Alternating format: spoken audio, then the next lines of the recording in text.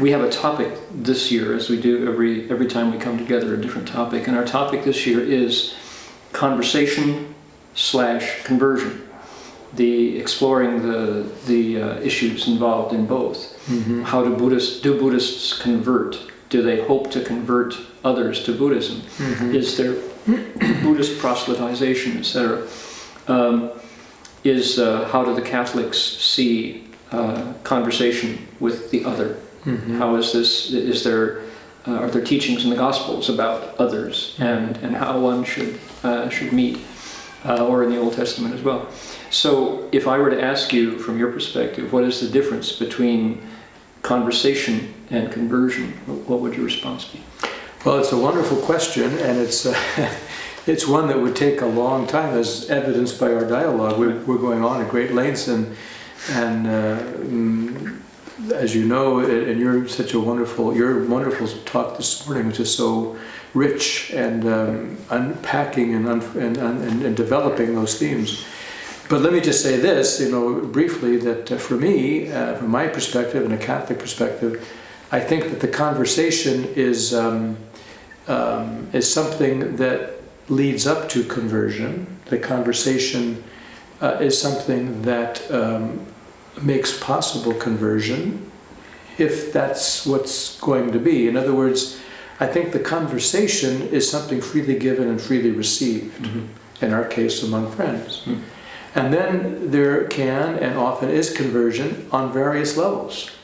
I would say for us, the most common experience is a conversion to new life, each in our own tradition. I've heard it said again and again and again. My Buddhist brothers and sisters will say, "I'm going to go home renewed in my Buddhism, in my practice." And I've heard Catholics say, and I have said, "I'm going to go home renewed in my Catholicism." And so I think that's a conversion, yeah. And much like the enlightenment that we speak of, Mm-hmm. So, and certainly in the cases, in some people, there will be conversions.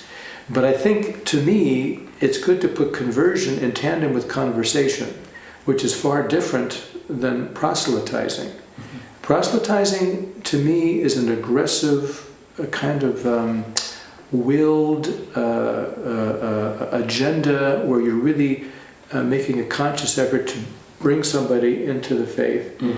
But I think conversation implies more that you're opening up the heart, you're opening up the mind, and sitting and talking and conversing. And then we would say in our language, let the spirit move in that and right. See what happens. Right.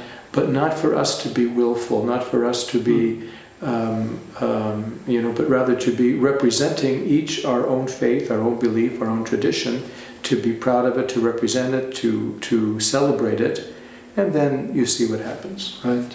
Yeah. Thank you for that answer. We're here at the City of 10,000 Buddhas, which is the third time out of the 9 years that we've met here, mm-hmm. and it was the founder, Master Hua, our late founder, who established the City of 10,000 Buddhas as a center for investigation of religious principle. Certainly not the property of Buddhists, and that we guard the door and keep everyone else out. In fact, it was here that I grew up Methodist before I became a Buddhist 38 years ago. I didn't have an opportunity as a Methodist to attend a Catholic Mass until, as a Buddhist monk at the City of 10,000 Buddhas, at the invitation of Master Hua, I took part in the Mass with the late Father Thomas Heng.